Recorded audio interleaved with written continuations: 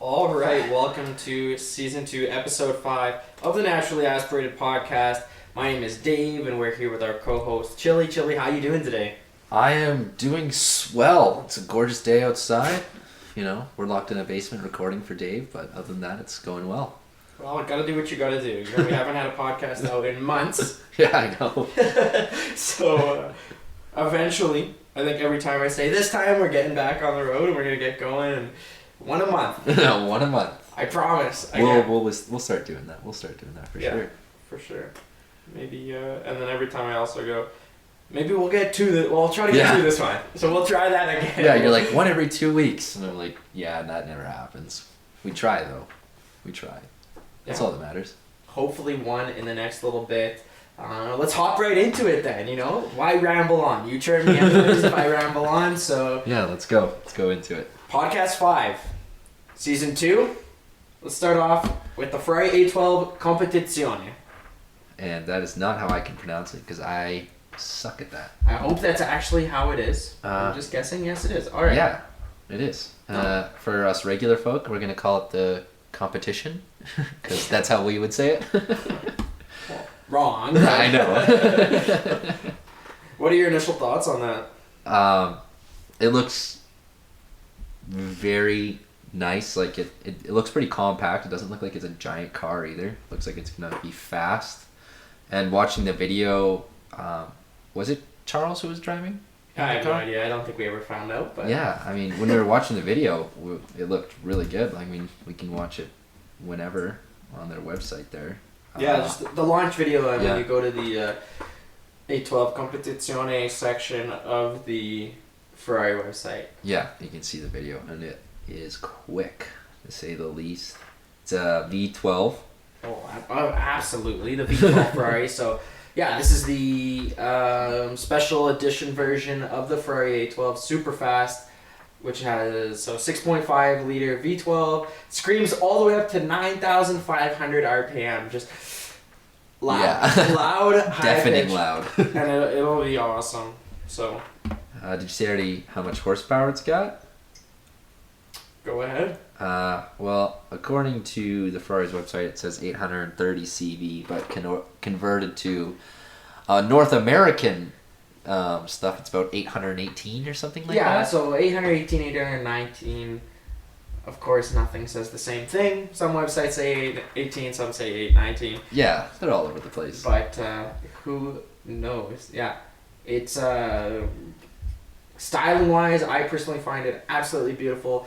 Being a successor to the F12 TDF, it looks very similar, but in a more aggressive stance, and even just looks like such a wide car as well, which just makes it look planted, aggressive. But it doesn't look as long. Let's throw in the first menacing one. Get it out of the way. Get it out of the way. But no, I think it looks absolutely great. What do you think? Like, what are some parts that stand out to you? Well, first off, the back end it just oozes like luxury vehicle with speed. Like that's what you see when you look at it. And the only thing that it sticks out to me a lot is that like front vent area on the hood. On the hood, yeah. It's the only thing that about this car that like staring at her after a while that just stands out, and I'm not a fan of it at all. Like, if you could maybe get it the same color as the rest of the car if you want, but looking at the photos, it seems to be a different color than the rest of the car the rest of the time. For some people they might enjoy that or like it a lot, but for me it's not my cup of tea. No, absolutely. I'm sure Ferrari tends to do stuff like this where in the press photos it's going to look like that all the time, and then when we come to the road they'll be different. Like you can customize it. Yeah, absolutely. Obviously. It's going to be a little more consistent through the car. It does kind of break it up, kind of weird. Yeah. It is supposed to emulate the weird winglets on the, what is that called? Fender or something. Yeah. Who knows? Of the front, above the front wheel. So from the F12 TDF is what I'm thinking. And it kind of connects the two through the middle. But yeah, it does look a little awkward in some of the launch photos and the press photos we've seen here of the Competizione. What do you think of the back window there? So no actual window. It's got the slats? What am I saying here? It would be slots. Slots? Yeah. Okay, well it's got the slots there, kinda, and the racing stripe through it. Yeah, too. I actually really like that. I really like what they did with this like back window section, I guess you could call that area. I don't know. It looks, I mean, there's 6 of them, so it looks like making the car like ripped, I guess, if you think about it, like a 6-pack of abs, kind of. Yeah, absolutely. I don't know if that's what they're going for. The muscle. It's a muscle. That's the muscle. Yeah, it's like a muscle car type thing. For sure. I mean, that's the kind of vibe I get from it, I guess. But yeah, no, I really like it. It looks sleek. I agree. And then, yeah, you mentioned the back earlier. I think the back just looks sweet. That is not the right car, whatever I just clicked on by accident. A Lexus ad. But there's just some very defined lines around the outside of the car and over the top spoiler type of thing that again just add to that It's wide, a definitive car. It shows you where each section is. Yeah. Exactly, and it's wide and it's aggressive and it's menacing. Number 2, get the counter going. And then rear diffuser as well. Just looks like a rear diffuser from a Formula 1 car. It's just absolutely massive. Yeah. The winglets hanging down, just sure to keep that car planted to the ground. Look at the exhaust pipes on the side there. That is. Yeah, that's a very awkward. I think those are the exhaust pipes. They have to be. It certainly looks like that. Yeah, from looking at the side profile picture, that's definitely what they are. It's like in a weird spot, but it makes, like, with the way they designed it, it looks cool. It looks good. But like awesome. on a regular or a different vehicle, I think in that spot it would look bad. Awkward and weird, yeah. Yeah. Because it's right behind the wheel. So that's something we've never seen from Ferrari before. Absolutely, that's brand new. Excuse me, design there, and yeah, it's unique. It's definitely unique and different to something. Never mind Ferrari. Yeah, we've never seen from pretty much anyone. Excuse me, I got the burps all of a sudden. Yeah. Any more comments on it? Like the front end, again, it has those classic 812 super fast headlights. Yeah. That with a little more aggression, and you mentioned earlier the front splitter and the air intakes down below the bumper are massive. Yeah. Both of those things, and it just that big wide mouth. This thing is going to be coming down the street, eating everyone that stands in its way. It's gonna be rolling over things. Anything else you got on this one? No, I think we covered it. I mean, it's not like it's like what they did with it. It's not like a huge new big change to everything. Like they still include a lot of like the characteristics of a Ferrari, which I like, and then they did a couple extra little things that set it apart from the rest of them. Absolutely, it's undeniably Ferrari, like you said, but with those little extra tweaks and... It's got its own character. It got its own character. It makes it its own car because I know sometimes people Ferrari's criticized by people for being...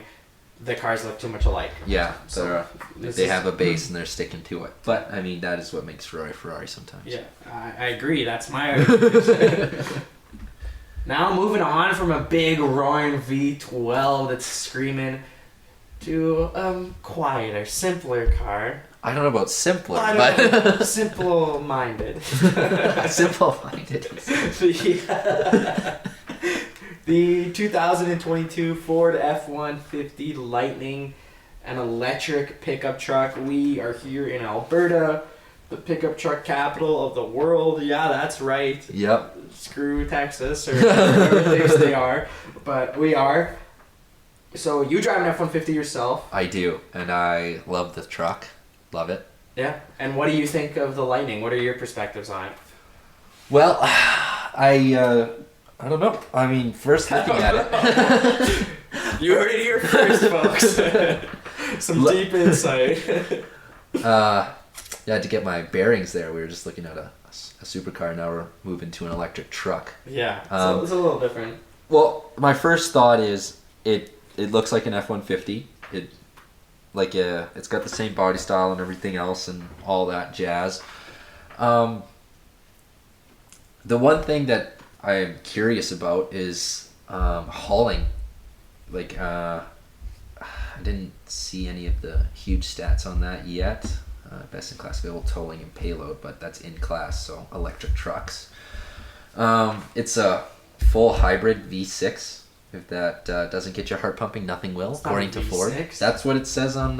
Where? Turn your computer around. Show me. Here. Boom. That's not it. What? Damn, I'm looking at the wrong thing. No, this is the Lightning here. What are you on? Oh, I see what I'm doing. I'm looking at an F-150, not the Lightning. Oh, man. And this is why you came here, boys. For Chili's great wisdom. But he's saying that, but we also have the Lightning up on the screen, so like, just when he looked down to look at the stats, was he incorrect? Yeah. We were talking about the right truck, though, prior to that. But yeah, no, it's undeniably Ford again, just like I said about the Ferrari. Looks like an F-150. I kind of like the big grille kind of feature. It reminds me of the Super Duties, which are trucks that I really like right now. I think the current generation of Super Duties look exceptional. And it almost reminds me a little bit, I'm going to say it, of the Raptor.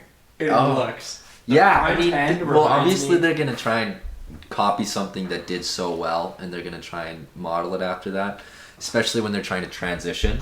Exactly. Yeah. They're going to be like, well, it kind of looks something like what you know and like, so we're going to see if people will, be willing to switch over to that. Absolutely. I mean, I've done some modifications to my truck, which make it pretty loud every now and then when you gas it. So that is definitely something that I would miss. I feel like some people would miss because, we are in Alberta here where people like to drive loud trucks. I love how you can plug your car into your house to charge your house. It's like they have on their website a section here where they're saying like if you can use it as a generator, right? Like if the power goes out, don't worry, you just you got your truck. You got your truck. It's funny. It's the complete opposite of what you think when you think of an electric car. So here we are. The EPA estimated range is 480 kilometers, which for a truck is not a lot at all. Half of what you would get. That is in a not lots. In a regular gas vehicle, right there with the same truck. Yeah, so that is interesting for sure. And then what? Wait, okay. Extended battery range. Oh, that's the extended battery. So that's a different option. The standard range is 370. Range is 370. Yeah, I get 1,100 kilometers per tank. I can bike 370 kilometers. I cannot, but some people can. Yeah.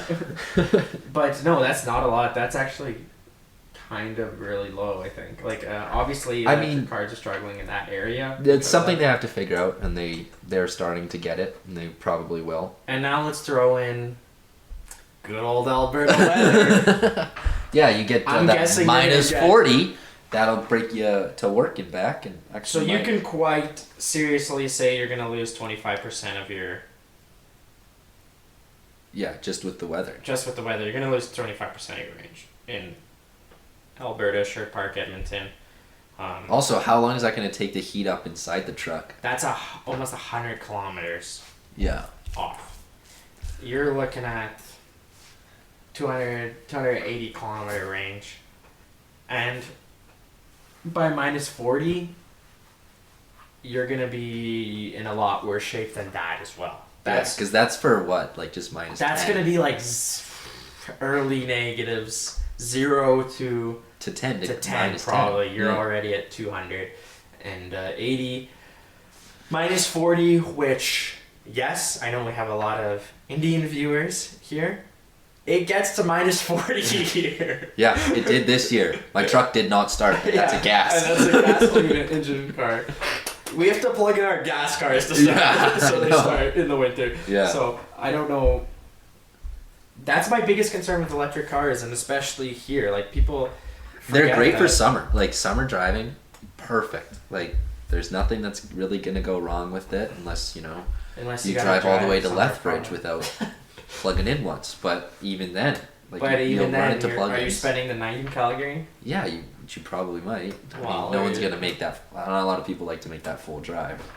I know I don't. Come on, Lethbridge. That's like 6 hours. I've driven to a Soyuz in a day. So have I, and I hated it. Oh, yeah, me too. I'm saying I'd rather stop.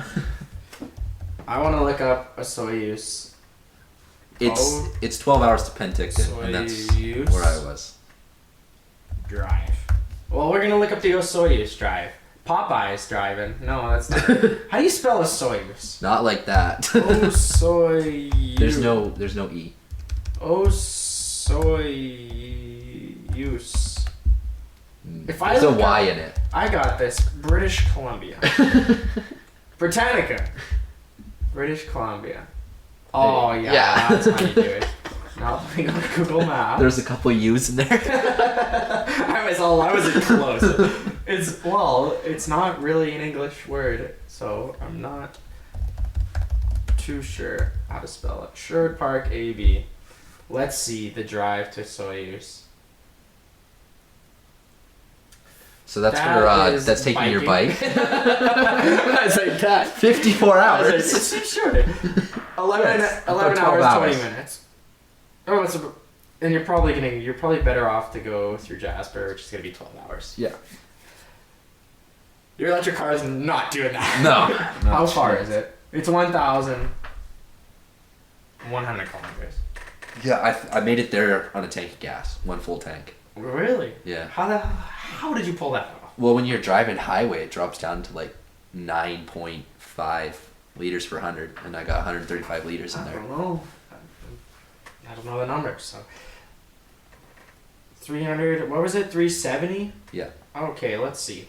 Well, 370 on the standard, it's 480 on the extended, which is what you would get if you're gonna be On the here. standard, you're gonna have to stop and full charge at least 3 times. And Yeah. where?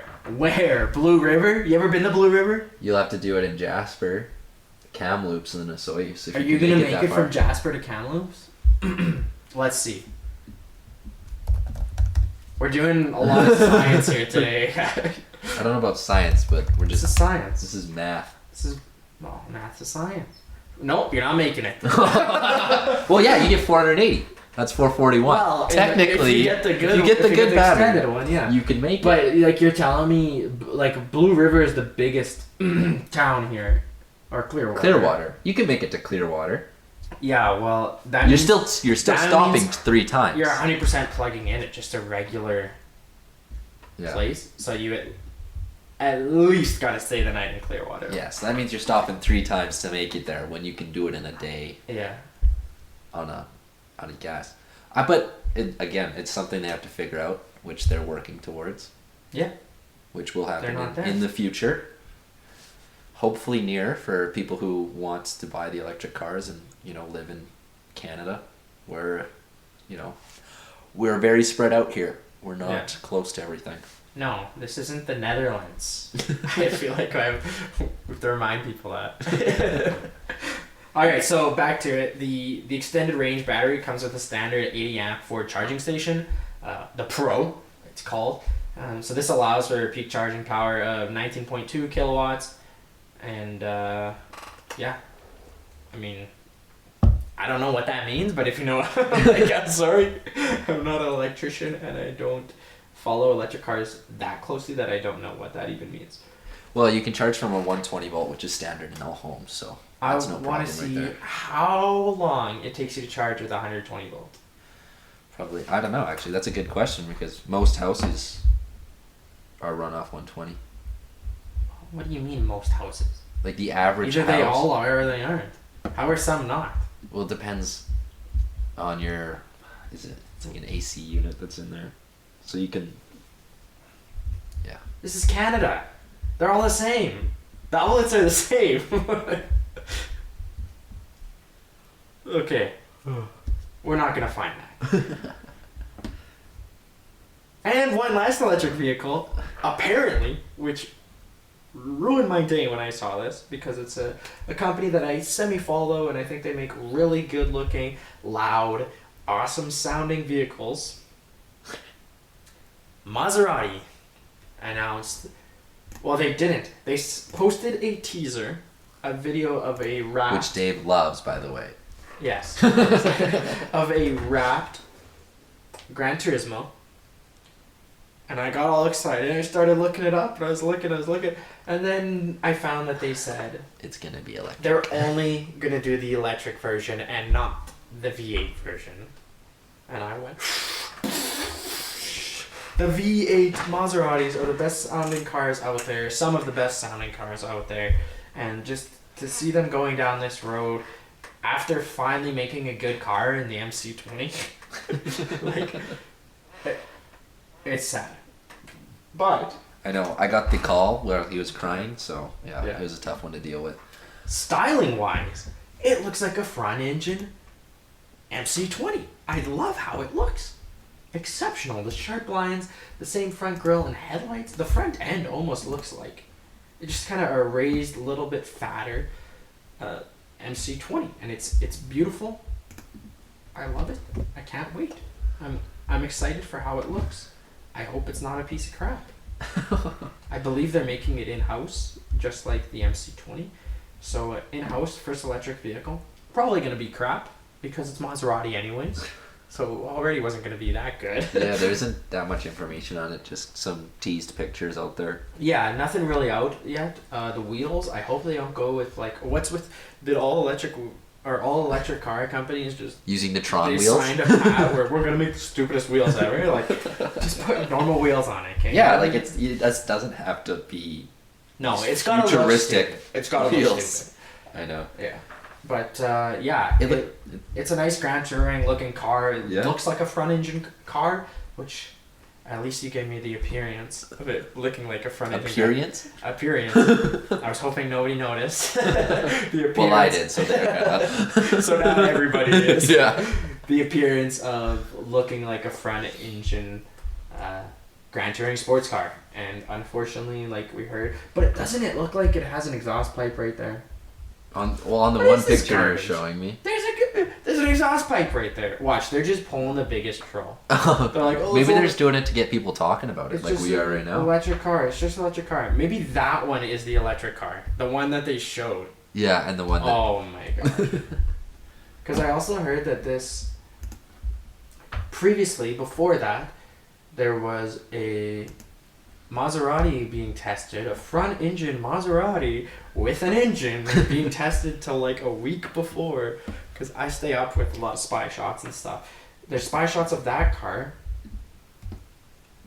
till a week before they posted the other one. So I don't know if they're just trolling everyone or if this one, the Gran Turismo, is going to be the electric car and this is going to be called something else. Yeah. But like previously the Alfieri was supposed to be the electric car and the Gran Turismo was supposed to stay as the